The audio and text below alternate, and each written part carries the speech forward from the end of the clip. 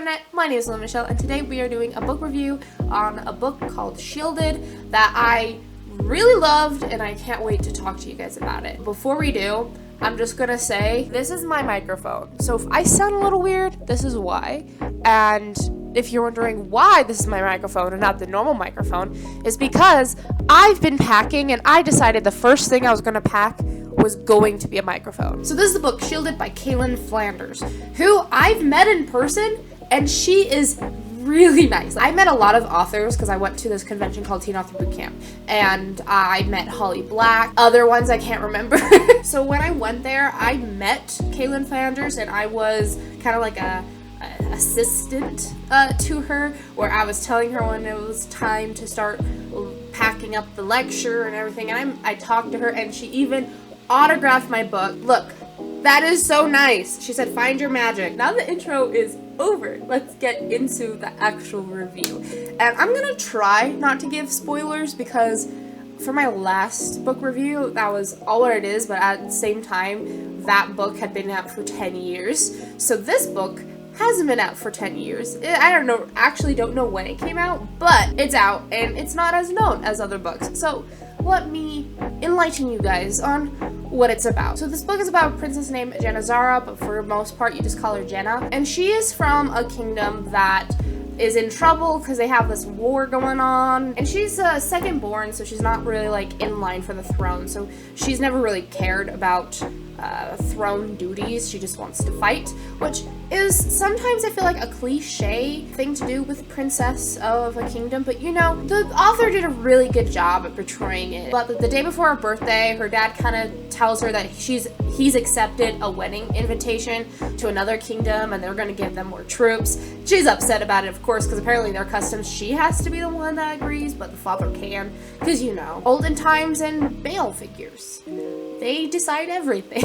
And the thing about their kingdom is that they inherit magic, and the only ones that have really inherited magic are the firstborns, and anytime there's a secondborn that's inherited magic, they kind of ship them off. So that's her whole dilemma, this whole book, because she has inherited magic, and how they can tell is like a white streak through their hair. I hope this is not big of a spoilers. It's not really, because it's been you get told this like the first chapter. So that's kind of what's going on, and I'm gonna say the next part is just me really just glossing over parts. Like, it has a lot of fun interactions. I've audibly laughed at some parts while reading it. I don't usually laugh when I read books. I don't know what's wrong with me. Like, the only other series that I laughed really hard when I was reading it would have to be the Lunar Chronicle series. And with this book, I laughed at a few parts. I felt a lot of emotions. I couldn't really put the book down.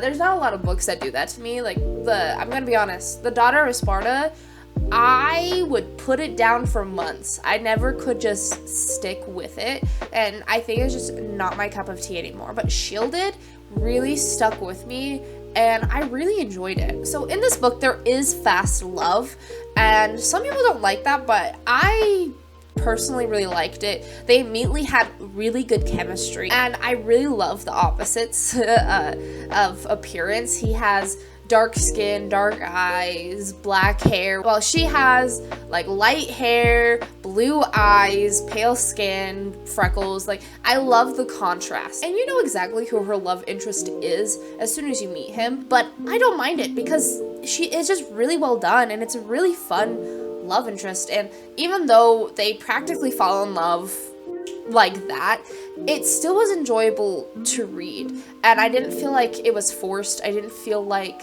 it was out of the blue. It was a very good introduction to their story, especially how there's a second book that I'm excited to read later on. There are many twists and turns in this book that I wasn't expecting, and it broke my heart every single twist. It was like I got stabbed, and then it was just twist, turn, and it was just really enjoyable. And that sounds weird for me saying it's really enjoyable, but I'm also a writer, and I find entertainment in seeing those kind of things. She has such good descriptions where you can see exactly what the character sees, and I'm gonna say that is really hard to do. As a writer, it is so hard to try to write in perfect writing, to portray a world that you see in your brain, to like put it into someone else's brain. It's really hard, and I feel like I could vividly see every single thing this character was seeing, and I never felt like the personality changed throughout the book. She had a very constant personality. And the thing about the author, which is cool, is that she actually used to edit books, and so like that was her whole like lesson for all the teen authors and teen writers, was how to edit a book.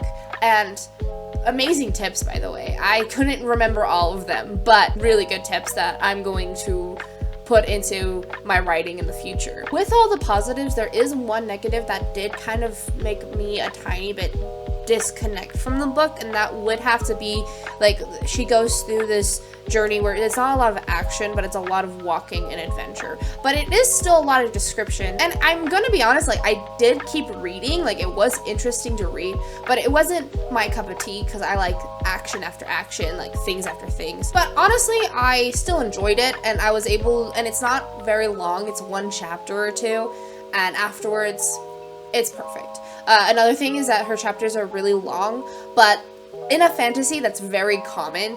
But I'm just letting everybody know, if you don't like long chapters, you might not like this book that much, but there are a lot of points where you're able to stop, and it feels like a little bit like an ending of a chapter, but it's really not, and you can just stop and be good, because she has a lot of cuts in the stories throughout the chapters, so you'll be good there. The magic system in this book is also super fascinating, that I'm super curious to learn more and more about as I read, and I'm also really curious to learn about the villains, because the villains are actually really well done.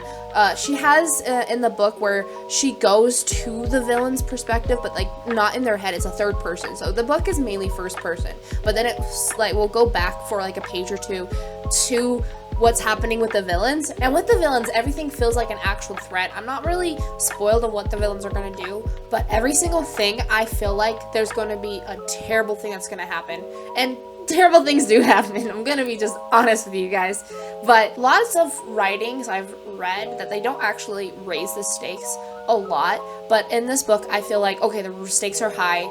So like any character could die, and I love it a lot. So at the end of the day, this book is an awesome story with a lot of amazing characters, and it is action-packed, the whole book, and you feel so immersed in the book that after you're done, this book is an amazing book, and I think everyone who watches this should give it a shot if any of what I've said interests you. It is a fantasy book in a fantasy world, and the world building is so good that I could read the book again. And the thing about me is I don't like reading books twice. So if I say that I can read it twice, that says a lot. Now, I hope you guys have a great day and great week. I hope you all can find your magic.